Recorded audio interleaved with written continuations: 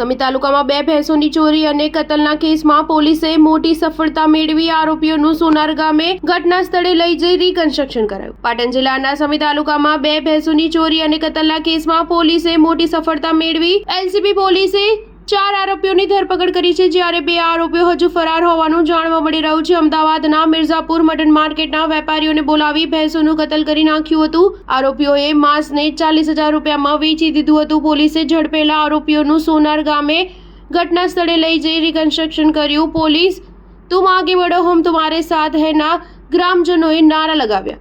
સમી મક્તપુરાના ઉમર ઉર્ફે બોલી જુમ્મા સિંધી, અમદાવાદના નઈમ એહસાન કુરેશી, અયુબ ખાન, ઇબ્રાહિમ ખાન પઠાણ અને મોહમ્મદ સાકિર મોહમ્મદ સાબિર કુરેશીનો સમાવેશ થાય છે। સિંધી પીરા જામા અને કુરેશી સલમાન અબ્દુલ રહેમાન હજુ ફરાર છે। પોલીસે આરોપીઓ પાસેથી રોકડ રકમ, સેન્ટ્રો કાર અને મોબાઈલ મળી કુલ 1.11 લાખ રૂપિયાનો મુદ્દામાલ જપ્ત કર્યો છે। Star news 7 Patan.